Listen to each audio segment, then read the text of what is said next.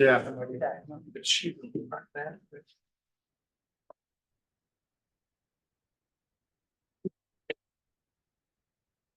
Okay, first off, welcome. Thank you so much for coming out on a dreary Thursday night to learn more a little bit about the Red Line. Is there anybody in the room who has never heard of the Red Line?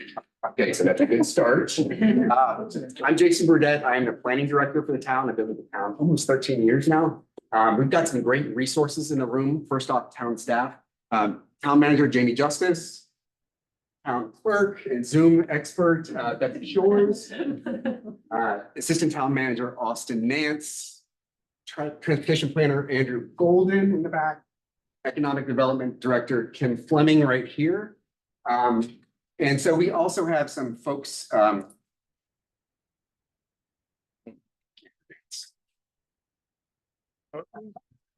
first. Okay, there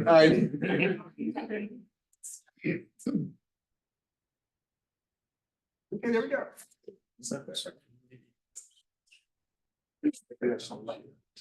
Okay, oh yeah. Thank you for that reminder. Mayor Rusty Knox, Commissioner Autumn Ryerson Michael, Commissioner Tracy Brandon.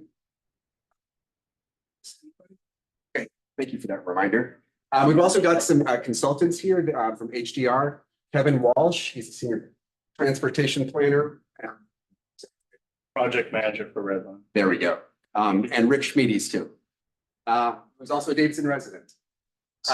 So I'm going to give you a presentation outline really quickly so we can stay on track. See what I did there? I like that.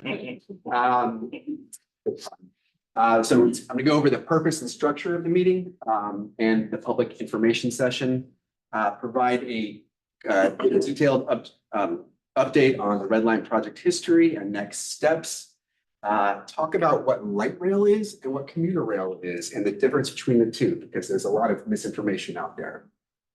Describe the Red Line project scope, and then share some information about the options, station options in Davidson, some of the evaluation criteria we are looking at, and then some next steps. Okay, so first off, the purpose of this public information session. So CATS has done some public engagement on their own, but our board and staff felt that it was really important that our residents learned a little bit more about what this means for Davidson. So we're going to share some information about the Red Line project history and the design update scope. We're going to talk a little bit more about the 3 Davidson station location options. And then share some station evaluation criteria that we're looking at.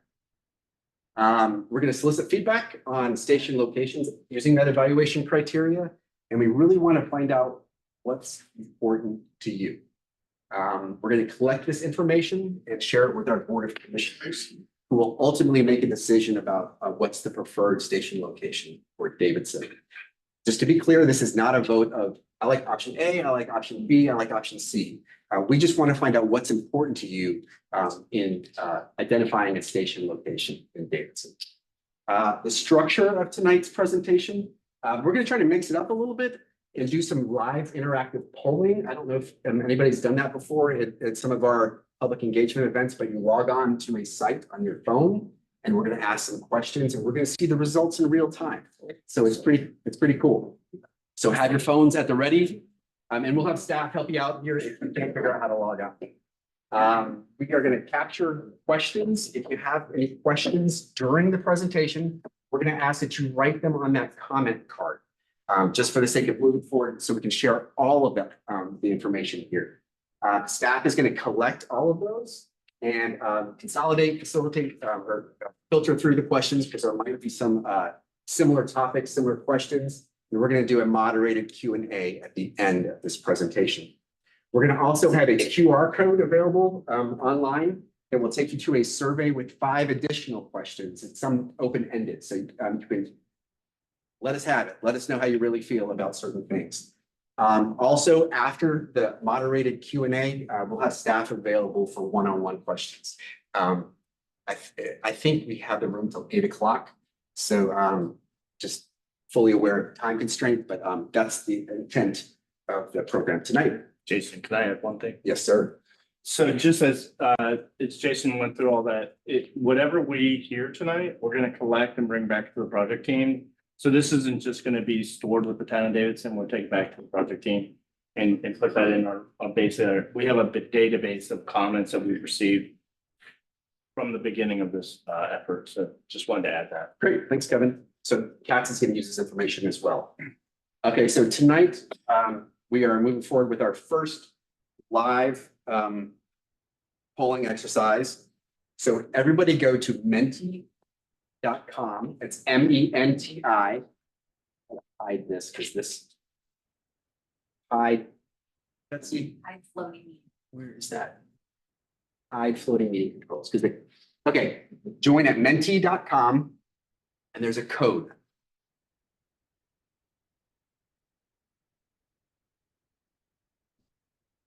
Can you read it out? Okay, menti.com and the code is 14235585. Again, 14235585. It's really hard to see up there. Is anybody having trouble getting in? We good? Everybody's in? Awesome. First question. Really hope this works. Where do you live? So we want to hear where you're from. These are very broad categories: West Davidson, Historic Village, including North Main, East Davidson, and just other. What is this area? I would call this Historic Village, North Main. Historic. Ooh. I mean, that's not cool.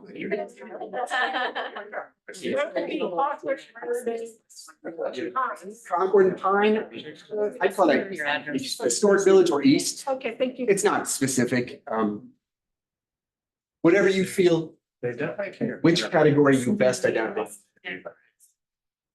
Okay,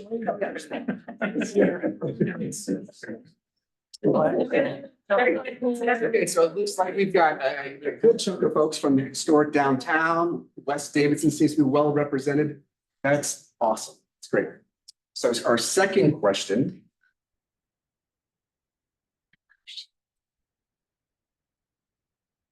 What's your experience riding mass transit? And for the purpose of that question, mass transit means trains.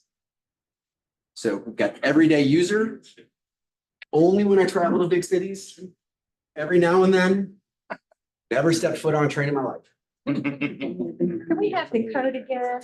Yeah. It's at the top of the screen. It is. I got Got it? 14235585. Charlotte, a big city? Yeah.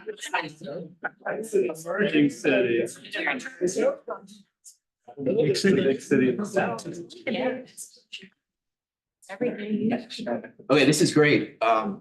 So there's some folks who've never stepped foot on a train in my life, but it looks like a lot of folks have some experience when they travel to big cities or every now and then, and some are everyday users. That's awesome. Last question for this portion. Which response best describes how you feel about transit? Choo choo, all aboard. On the right track, but need more information. Skeptical or unsure. Derailed. Good fun.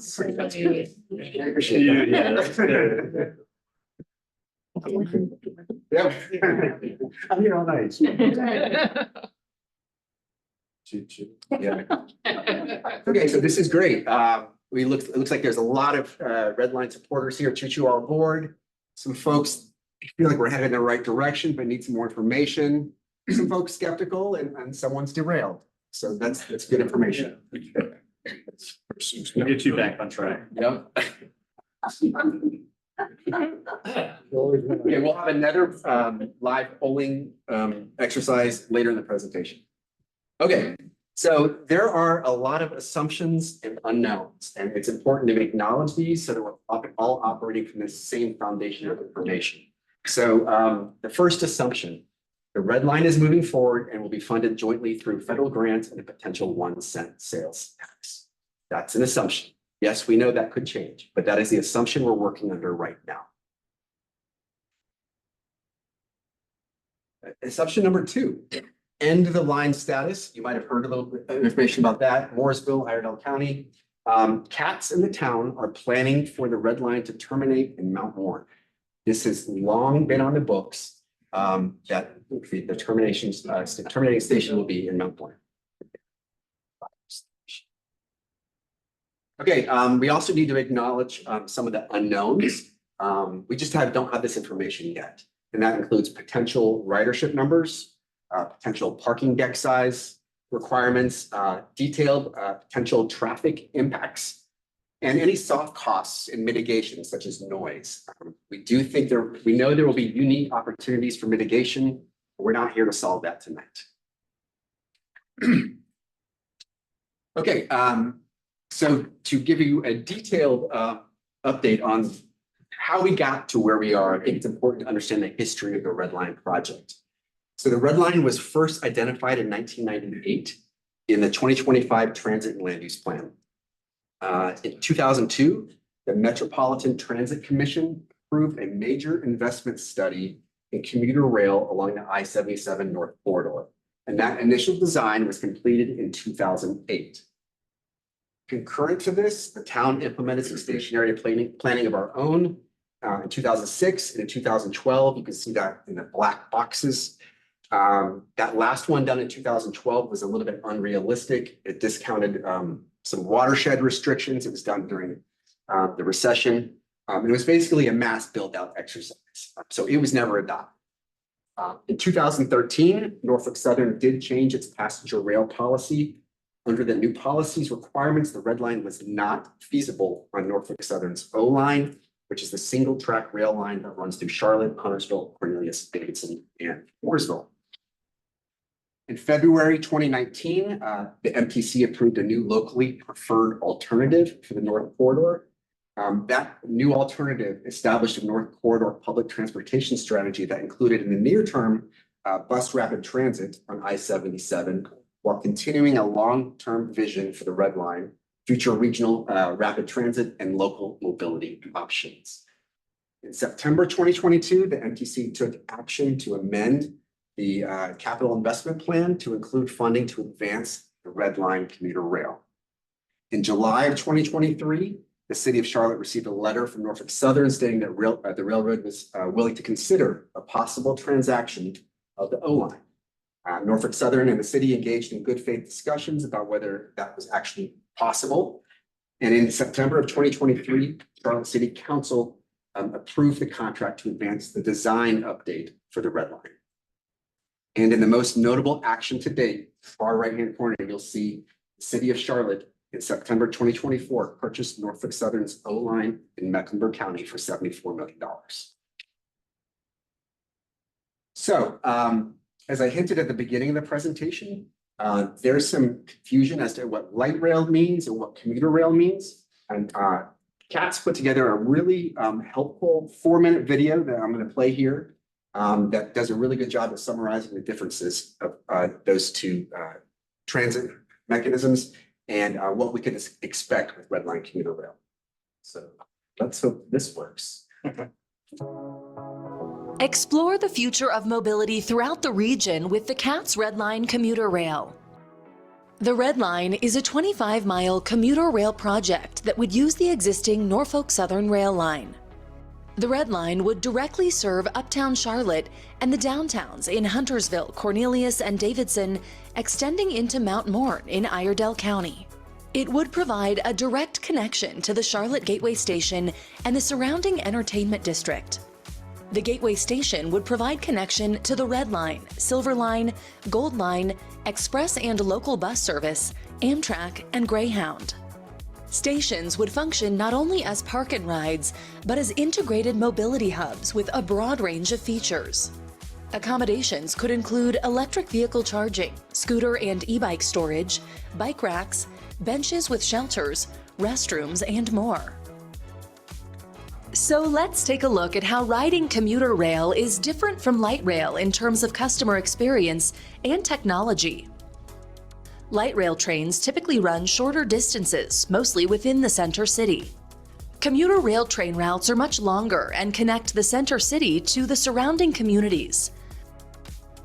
Your comfort is considered in the planning process. Commuter rail trains are larger and provide more seating and less standing room, which is convenient for passengers traveling longer distances. Light rail trains are smaller and provide more standing room for quick on and off service. As for distance between stops, commuter rail trains usually cover a longer distance from the center city and stop every 2 to 5 miles, typically running every 30 to 60 minutes. Light rail trains serve the areas closer to the center city and stop about every mile, running every 10 to 20 minutes. Light rail trains often rely on overhead electric lines and feature lighter vehicle designs. For the Red Line, an existing active freight line would be upgraded to support commuter rail services. The vehicle selected for the Red Line would be heavier to be compatible with freight traffic. Commuter rail trains have many power options, including diesel, biodiesel, or hydrogen. Now that you know the differences between commuter and light rail, it is important to remember they share many of the same advantages. Both forms of transportation contribute to economic growth, improved quality of life, and an eco-friendly atmosphere. They also both offer regional mobility connections and reliable, safe travel around our region. For more information on the proposed Red Line service between Uptown Charlotte and Mount Morn in Mooresville, call 855-925-2801 and enter project code 1752, or visit the website on your screen. So now that we're all experts on the difference between light rail and commuter rail. As I mentioned on that timeline, right now we're doing the Red Line, so we are doing CATS is working to do the Red Line design update because the North Corridor has changed a lot since that original design in 2008. So the Red Line design update project will update the design of the Red Line based upon these changes, which include plan development, changes in land use, input from the public, as well as technical considerations. So CATS has engaged in a collaborative planning effort between railroads, the towns, the city, and regional planning organizations to establish a shared vision. So more specifically, this Red Line design update is expected to be completed this spring. There will be public involvement again and stakeholder coordination throughout that process, which we saw last fall. The intent is to update that previous design from 2008 and to prepare that design for potential federal funding. They're also going to assess the previously identified station locations and reevaluate vehicle technologies and frequency of services. They'll also provide an updated cost. So I talked a little bit about the Red Line design update specifically, but there's a larger process this is a part of, and this design update is at that first red dot, which is taking approximately 15 months to complete. Like I said, we're going to look at uptown alignment analysis, confirm station locations, look at that operations plan, and update cost estimates. And then the next step is that transportation system planning. This looks at the entire mobility package for railroads, buses, and bikes, and it includes the potential referendum, which I'll talk about a little bit later, for a 1-cent sales tax. Next step would be to get to 30% design and then to work through a lot of that environmental documentation planning. That process takes approximately 2 years, and design will be updated to preliminary design 30%. Then the project would move towards that federal process, which continues design to 65%. And then there's project engineering phase, which would take approximately 1 to 2 years where the design is completed, property is acquired, and there's a federal funding agreement. After that, construction will begin, which will take about 3 to 4 years. So given all of these procedural requirements, the best case scenario for a train to begin running is 8 to 10 years. Okay, so you saw in that video what does service look like?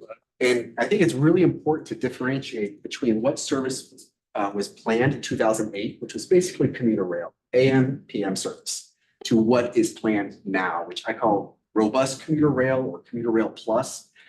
42 trains a day are planned, 21 northbound, 21 southbound, with day, night, and weekend service, with the intent that someone could hop on the train in Mount Warren and be at Charlotte's Gateway Station for 45 minutes. What does a station look like? The station would look like I would have some type of park and ride, structured parking with a platform, shelter. It would be incorporated into a transit-oriented development within the context of the built environment around it. Include amenities such as EV charging, bike racks, Wi-Fi. It would have infrastructure connections like sidewalks and trails. And it would also serve as a mobility hub, linking to bus services and first and last mile connections such as rideshare or CAT's new pilot project, microtransit. There'll be other public meetings about that, but that's the intent for when that service is launched later this spring.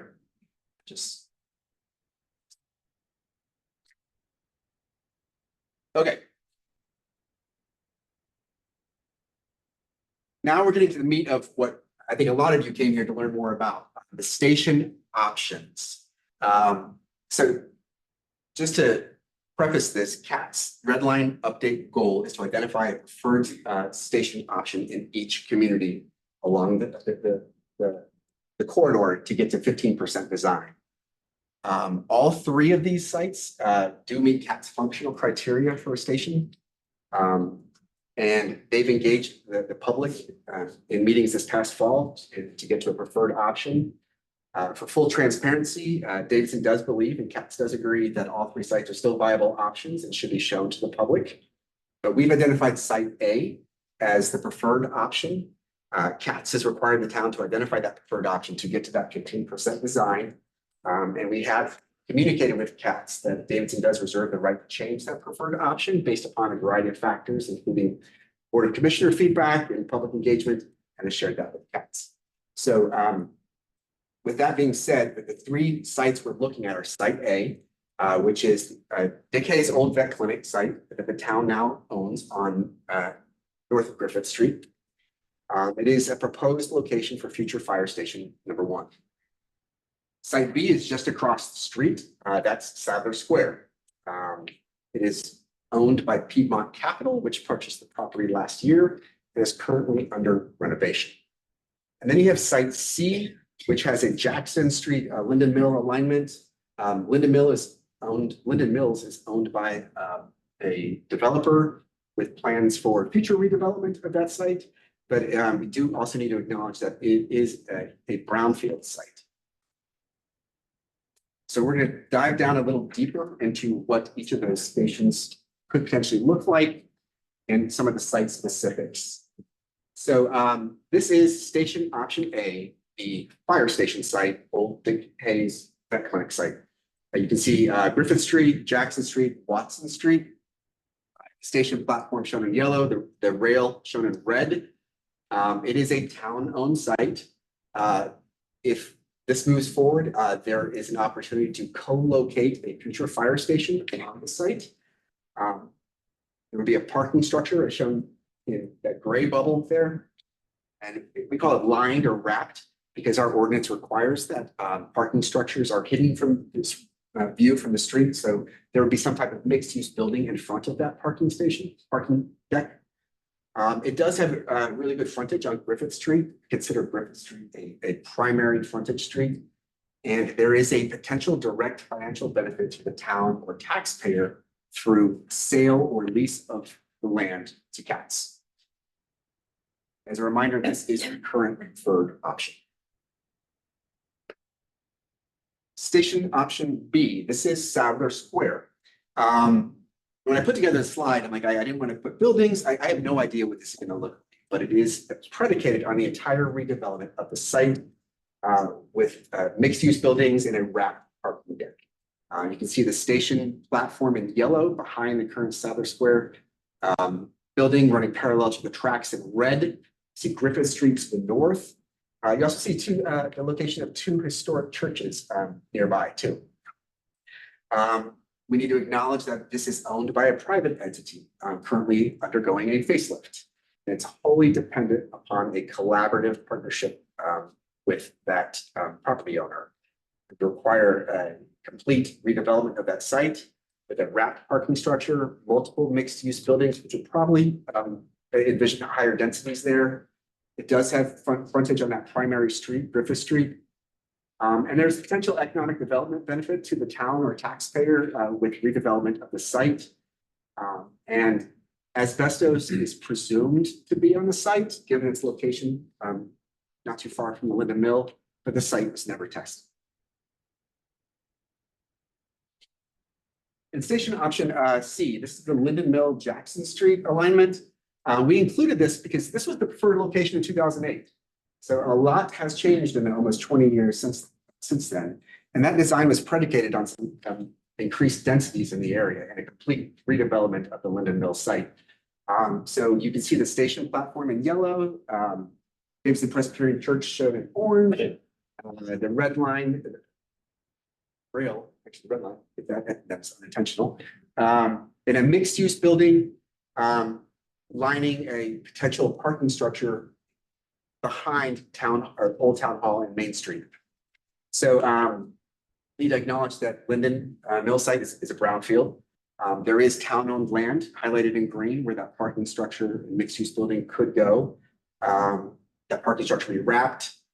Jackson and Depot are definitively secondary streets, given the street widths and traffic volumes there. And there's a disconnect between that parking structure and the platform location. There could be a potential direct financial benefit to the town and or taxpayer with the sale or lease of town-owned land to build that structure. We definitely need to acknowledge that traffic parking would compete with the existing downtown demand. And also there's additional regulatory layer.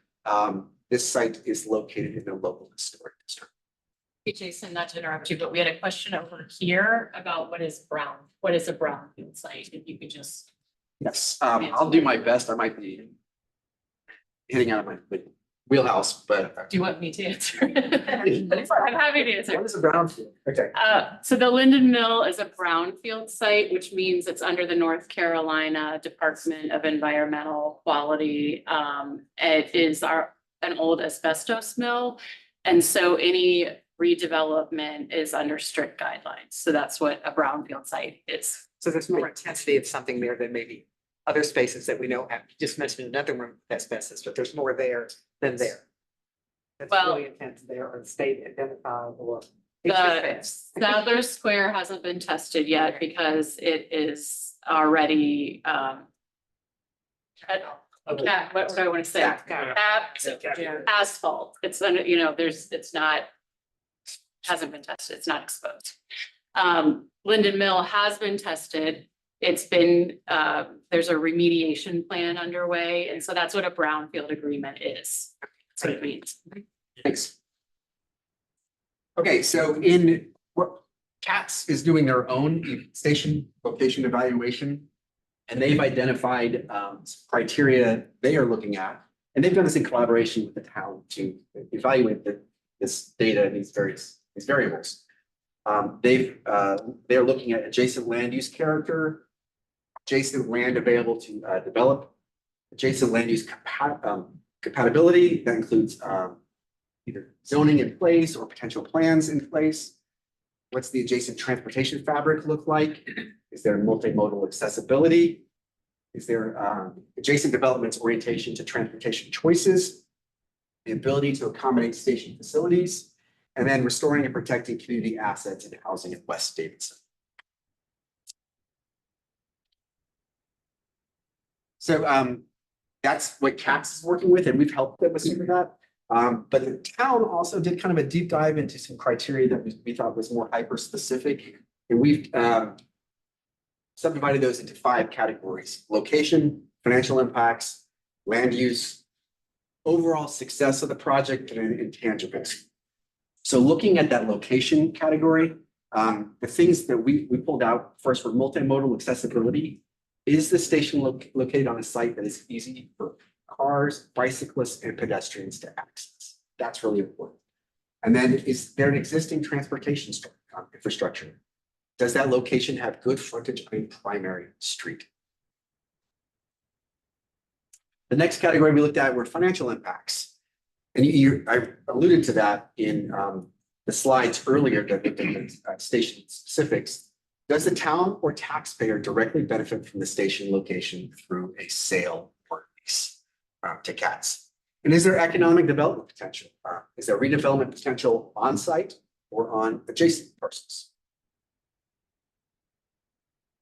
Land use. There were a lot of subcategories in this land use category, so we kind of lumped them all together. Parking impacts. What are the parking impacts to the current downtown parking system?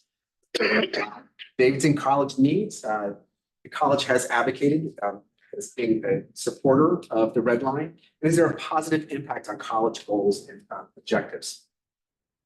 Impacts to nearby neighbors, who many are in the room right now.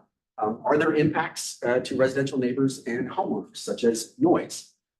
Are there environmental impacts, specifically trees, watershed restrictions, or known or unknown asbestos sites?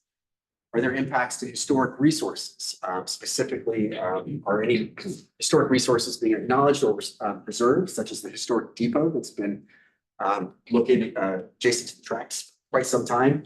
And is the station in a local historic district? And then traffic impacts. How will the current traffic patterns be impacted by a potential station location? And this is that matrix that kind of looks at all of those land use criteria. Overall successes of the project. This is kind of a catch-all. Does the location accommodate station needs as identified by CATS? Is there potential for successful park and ride use for CATS, and can the train fully operate on that site? And ridership potential. Is there a strong ridership potential with the station location, and can that station support the projected ridership? And then lastly, we included some intangibles. Timing. Are there any timing considerations that could impact station construction? And then we throw in affordable housing in there too, because that's a long-standing goal of the town. And there could be potential for affordable housing to be incorporated in some part with station redevelopment. So that is what we're looking at.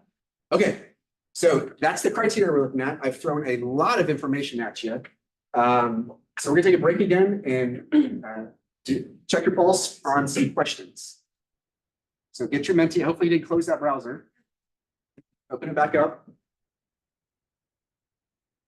We're going to ask you to rank what's most important to you when considering using transit.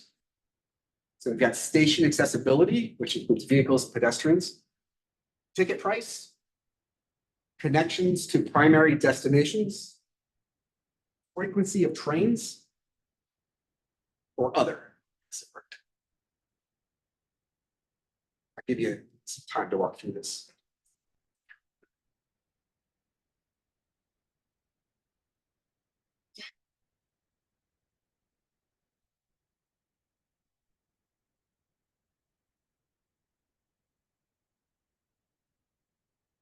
People see, push a button and the whole thing keeps. Okay, it looks like connections to primary destinations is really important, as was frequency of trains, with ticket price and other being less important. And there'll be an opportunity for you to provide input on what that other is in an open-ended questions survey. Okay, next up.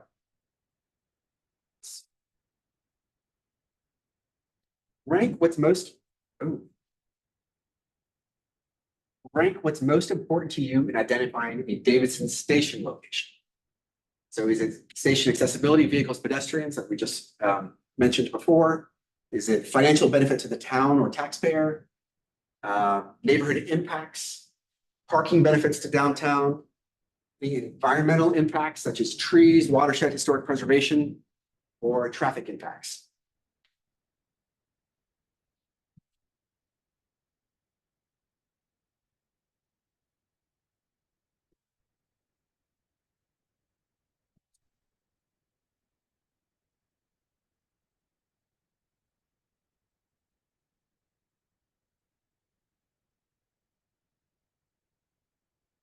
a chance to enter. It looks like station accessibility is really important. Traffic impacts, neighborhood impacts, I'm not surprised by those at all. Financial benefit to the town is least important. You all are taxpayers. Put it out there. And then last question for this part, this is a word cloud.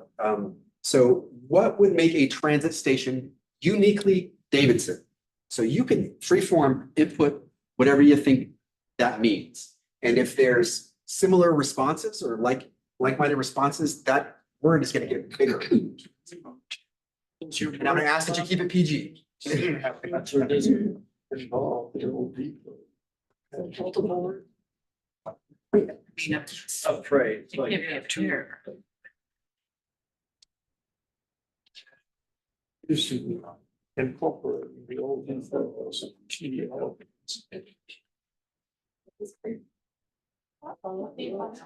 I was like, should I? Yeah.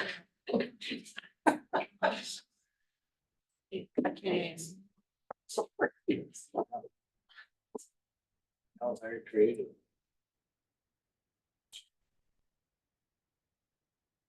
It's a historic, rather large, I see walkable, quaint, safe, architecture friendly, convenient character.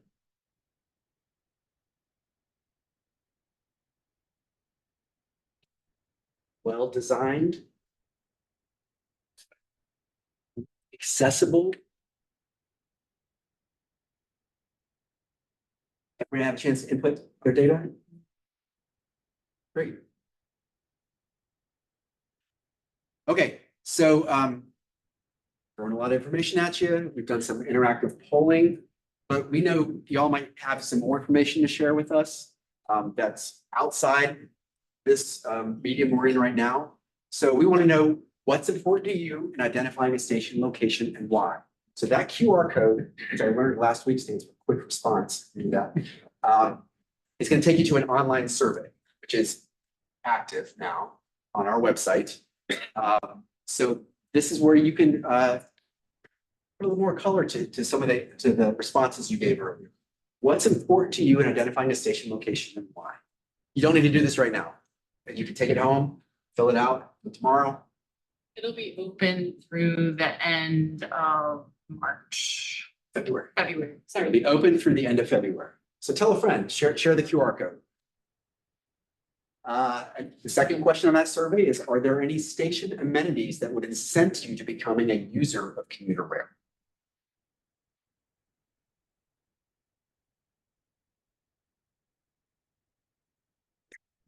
Third question is, what do you want to see in a Davidson Red Line station? What would make a transit station uniquely Davidson? That's the question we just did in the live polling. And then completely open-ended, please share any additional comments you might have about identifying a station location. So those are the 5 questions we have on the survey. So I'd ask that you spend 5-10 minutes and tell us what you think. Okay, because we're winding down here, I'm going to summarize our public engagement strategy in the near term. So again, as I mentioned, our board and staff felt like it was really important to have these extra meetings that for a Davidson specific station location. I don't think any of the other municipalities are doing that. So that speaks to the engaged and smart citizenry we have. Tonight at the Hurt Hub, we have one scheduled next Thursday evening at Hopewell Baptist Church, and then one in the middle of the day, Wednesday, February 12th. It's going to be the exact same format. So if you've come tonight, I don't think you need to come again, but you can tell a friend to register online. We'd love to see them and get some more feedback. So these 3 events, we're going to summarize the feedback we've heard, and as well as that survey data, which is available through the end of February, and share that information with the Board of Commissioners probably in March. CATS is also planning a public engagement event, I think scheduled. I don't know. We're pushing that out. Okay. We don't know the date yet. We're thinking later in the spring. mainly so that we can get a little bit more content to buy and present to the public. So that date will probably change for sure, but we'll definitely let you know, when that time comes. Sounds good. Did everybody hear that? CATS is planning their public engagement. It was originally scheduled for February and March. They're going to push it out to later spring, so they have some more information to share with the public. And the intent is to share the results, the design update, ridership estimates, and cost estimates. Oops. There we go. Some additional next steps in the near term. So General Assembly just got back to work this week. We expect legislation to be introduced in Raleigh to authorize voters of Mecklenburg County to determine by referendum the proposed 1 cent sales tax for further investment in roadway and public transportation systems. Roadway and public transportation systems is key because when our folks met with decision makers in Raleigh and they were contemplating a 1 cent sales tax, folks in Raleigh said, we need to hear you invest more in roads too.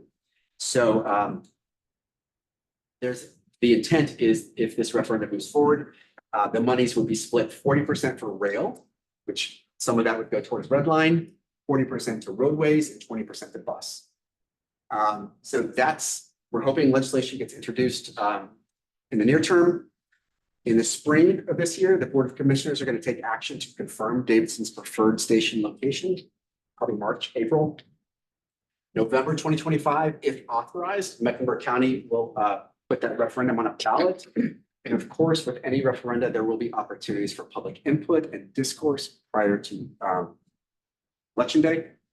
And then if it does pass, the new sales tax levy would start in July 2026. As I mentioned, that 40-40-20 split, it's really important to understand that roadway monies, that part of the 40% would be divvied up to each of the municipalities in Mecklenburg County. And what that means for Davidson would be $3.2 million per year on year one for Davidson roadway projects. So that's something to consider when thinking about should I support, not support this 1 cent sales tax. So with that, that's my presentation. We are going to save this presentation. It was recorded. Our folks in Zoom, I forgot to say Zoom folks, I hope they did the Menti. You could do that too. But it's gonna be recorded and posted online. So if you want to share this link with your friends, they can see this presentation. And now if we've got some questions, Kim, I'm happy to answer them as best as I can. If I don't know the answer, we're going to capture that question. We're going to put together all the questions and do a FAQ on our website. Or by phone a friend. I've got perhaps folks here in the audience that might know something more than I. You know about that. Okay. Okay.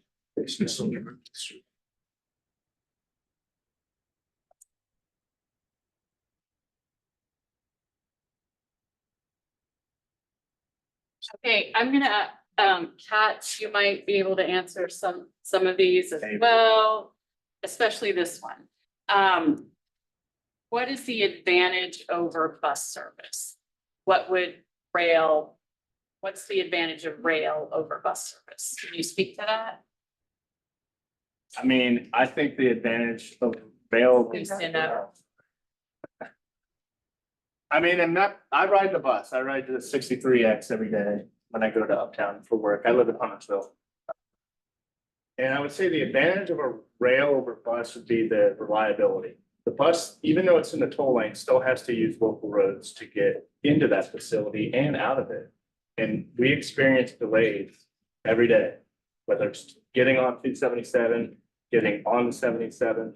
The rail is on a dedicated corridor and it doesn't have to rely on, mixed traffic.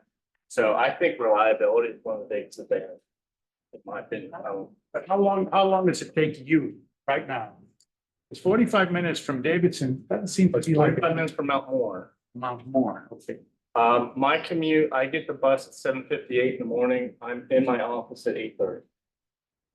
So a little over 30 minutes, but again, I'm in Huntersville, so Mount Moore's several miles away. So But, I mean, that can change, that can vary because like we do experience, like there might be a crash. I've experienced wrecks on the toll lane, so there's still that unknown factor. But I think that the rail is immobilized. That's why. Okay. Here's another one for cats. Stay up here. How much money has been collected by the 0.5% tax for the last 30 years? I don't know that. Okay. What I can say is the existing 0.5 sales tax can no longer fund capital projects. Does, Maybe follow up to the Yeah. same question. Oh, you're here. yeah.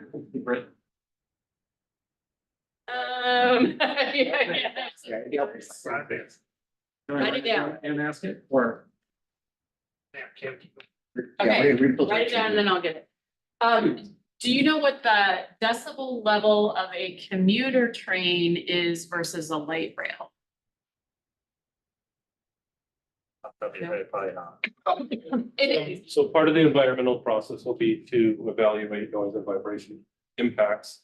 Light rail is electrified, as you know, and it will depend on the type of vehicle selection. So if it's a locomotive hauling passenger coaches that are not powered, then it would have a louder, it would be a louder engine, of course. We're also looking at different vehicle technologies. So our preference is not to use the diesel locomotive. Right now, there's trains in the US being tested that are hydrogen fuel cell powered. There's battery trains, there's hybrid. So, and then the other thing I would say is there, even if it's a diesel, there's something called the multiple unit, which uses smaller engines and has multiple propulsion throughout. So it's a much quieter unit than you would see like a kind of like an old diesel. So it's going to depend on the part of the environmental assessment. Great, thank you. What are the anticipated hours for trains first to last? Trying to remember the current schedule that we have. I can get you that information, but it's meant to run from like 5:30 5:30 to like almost midnight. Yeah. And then that's just weekday service, and we're also now we're updating the operations model to look at weekend and special event service, because obviously not everybody's going to use it Monday through Friday, and a lot of people want to go downtown for, you know, entertainment. So we are looking at weekend and special event service. Will bikes be allowed on the train? I think it all has to depend on the vehicle technology and the train we end up, but I think we're open to like making sure that all passengers can use it, whether, you know, bike, I mean, obviously bikes are allowed on light rail. But I think once we get to a selection on a vehicle, which obviously we want everybody's input on. But I think the idea would be to be accommodating. If the General Assembly does not approve the 1 cent sales tax that's put on the referendum, does all of this grind to a halt? Take that one. Oh. No, it must. Yeah, so this is the plan. And at this point, there is no plan B developed. We all recognize the great needs we have, transit, transportation. Got to find a way to address this. We're not shrinking, we are growing. The needs are going to continue to exacerbate. So we've got to invest in our infrastructure for all the reasons why we do that. But no, we are not have a secret plan B that's in the back pocket. This is what we've all worked together as the local municipalities in Mecklenburg County to figure out how to address these important needs. So it's really important, and that's what we're trying to do. And there'll be time to talk more about exactly what that looks like and the benefits, so everybody is fully informed should it get to the ballot box and referendum. And then it's up to you all to decide if you want to be taxed to invest in infrastructure. Here's a question. Is the 1 cent tax actually 1%? No. I'm just asking the question. So the sales tax Official is answer. 7.25% in Mecklenburg County. It goes to 8.25%. That's it. And there's very few exemptions to that. So most goods purchased that the current sales tax applies for would be applicable in this proposed increase. Thank you. There's a couple of questions about roadway crossings, like how would those be managed? And if you can just speak to that. So in the current phase, we haven't really, was not really in our scope to look at in detail every single grade crossing. Now, we have evaluated every single grade crossing and made recommendations. We are actually gonna, in the next phase, do a full-on traffic analysis for the entire corridor so that we understand what track limits are at each grade crossing. We have realized there are a lot of grade crossings, not just here, but the entire corridor. And most of the corridor has probably not seen a train in decades. So we understand the importance of that and safety aspects of that, but we're gonna address that in the phase. One of the questions was, do you know when did the last train go through Davidson? Does that make sense? Autumn, you know, I've lived in Huntersville for 25 years. And I've never seen a train. They've gone to the phone plant. Yeah. The Fomex plant. Yeah. That's probably the last customer. I know that they severed the tracks years ago, mainly because the Main Street Bridge was damaged. And they've run the But they come from the individual north. engines back and forth. I've seen them. Yeah. I've been here 7 years and I've seen You've seen it them. 3 times. Yeah, they can't come from the north, from Adams, Iredell County. Here's a question. Will there be one set of tracks or two? So in certain areas, most of it's single track, what we call single track. There are areas because of we're sharing it with the Norfolk Southern. They still have customers on the line. There are areas where we're double track and most of that are keeping reliable service so that we can have the trains, pass, either sit in a side track and let the freight railroad or vice versa. But it's not the entire lane. It's in specific areas and it's within the charter route. Okay, then there are a couple of questions about students and being able to use the train, specifically like CMS magnet students commuting south. And the question is there anything being done by bus with long commute time? And will you be able to get any money from CMS? I will say this, as we continue to have these discussions about the stations. The thought is that these are mobility hubs, so like bus service can get to and facilitate through the state for people off and get to the train. But yeah, I don't fully answer that. I'll add that a little bit. So CATS currently does have some programs in place where they've made agreements with educational institutions. So I think CATS, I've heard them say they would be open to considering that in the future. It all just depends on the details, what that would look like, whether that's CMS or colleges or whatever. So that's a great point, and that's something I think that would be considered. So that was my question. So CATS currently does not have a bus stop anywhere near the IB hubs that now have a high school, middle school, and an elementary school. And there's no bus stop anywhere near there. So those kids get bus stop at 5 a.m. out of Davidson to go south. I would definitely put that in your written comments so that they can be captured and can be shared with CATS folks. That's great.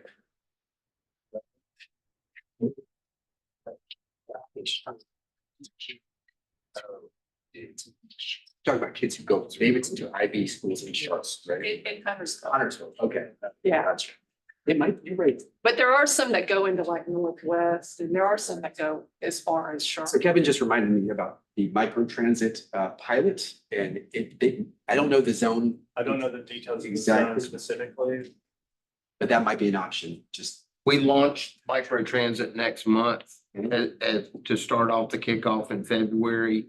And it will run from Davidson to basically North Lake Mall and the first iteration of that. And what microtransit will be is basically for the same $2.20 fare that you pay to ride the bus. You're gonna be able to make a phone call and get a vehicle to pick you up and take you to your destination like Lyft or Uber would be. And this ultimately will replace the Village Rider, which is just archaic and takes too long to go anywhere. Here's a question. Is the Mount Morn end of the line a rail station or something else? It's a rare, yeah.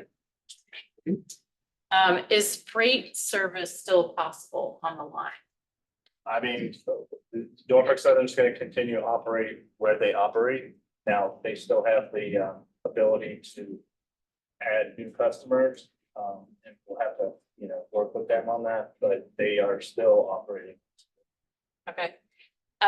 Here's a question about, does the Transportation Board or Mecklenburg County have the power to enforce eminent domain? This was in relation to, if we went with option B or C with land that the town doesn't. Yes. Okay. Can I follow up?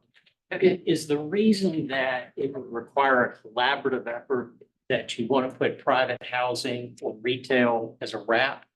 And you could not use eminent domain power for that? In other words, you mentioned that it would require a collaboration and the agreement with Piedmont or Linden for B or C.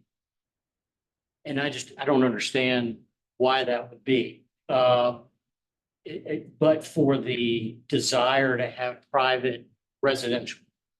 Or commercial on site. We have had conversations with the property owners. They're open to a discussion. And, like I said, it's being redeveloped right now, facelift.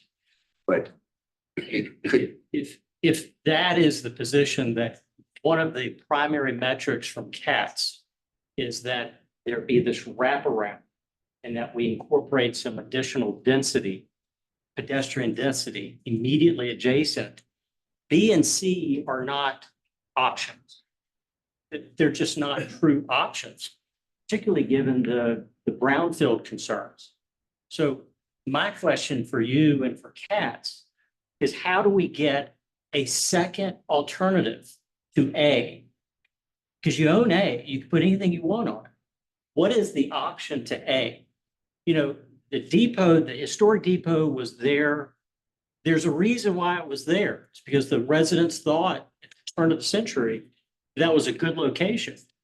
2008, after a study, it was thought it's a good location. The Linden property is a large property, can support a parking deck.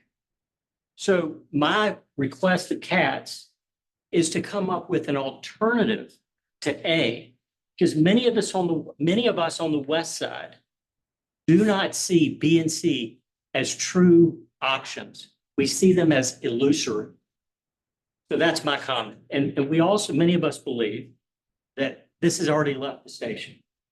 And we would like to see an alternative that is realistic. Because you're not going to buy Piedmont for the cost they're going to want for it. And you don't want to deal with the property at Linden. So they're not real options. And that's my main comment tonight. Thanks. There were a couple of questions around usage, and I think you addressed that already in your presentation, wanting to know like what the potential ridership could be and usage. I don't know if there's anything you want to add to that other than forthcoming information. Yeah, so it's unfortunate. We're not the ones in control of the ridership. That's a separate project team. Okay. They've been updating the model with post-pandemic information, which would be better.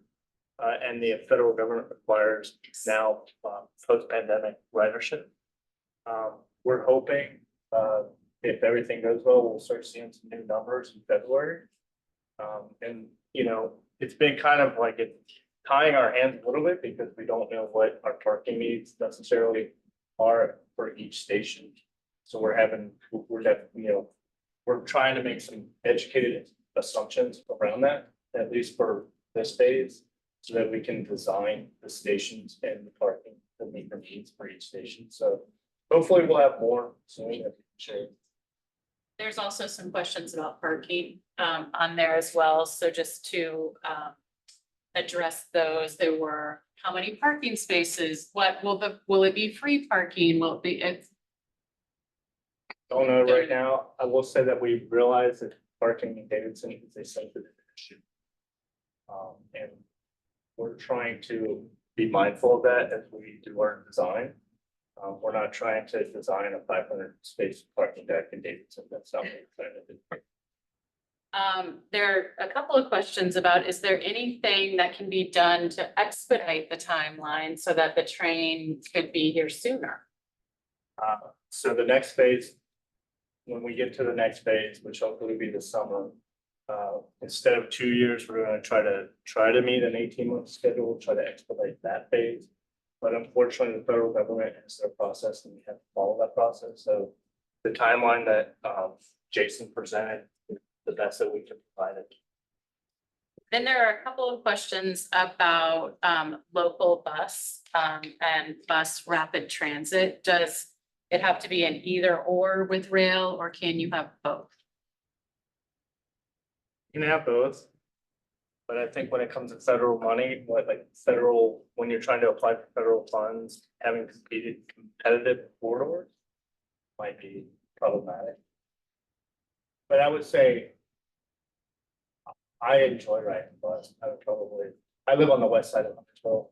The bus station or the bus parking lot is closer than Huntersville downtown. It's a Red Line station.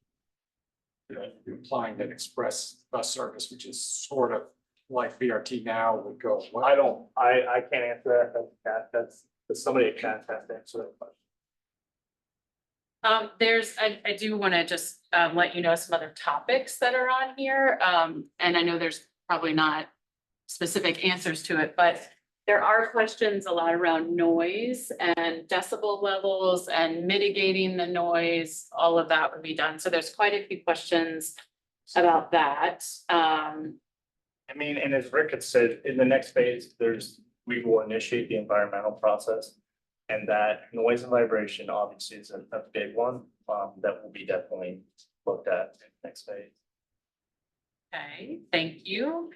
And then there are, again, some questions about the impacts of the rail on property values along the tracks. Excuse me, but not just property values, but are you coming halfway into my backyard? Because I back right up to the railroad. So it's a spatial question as well. So Yeah, I mean, they surveyed the entire corridor, CATS did, the city did, as part of the acquisition. There are a lot of encroachments. There's a gun store that is in Huntersville that is feet. The building is literally feet away from the track.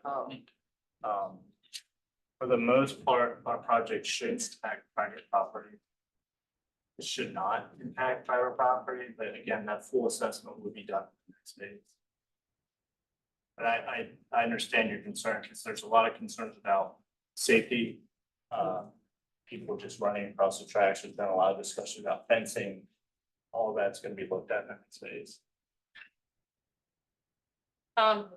This is a sales tax question. It said sales tax would be applied to non-MEC residents too. Correct? Yeah. Everybody. So just to answer that one If aloud. anybody who buys anything in Beckman County, we should get towards.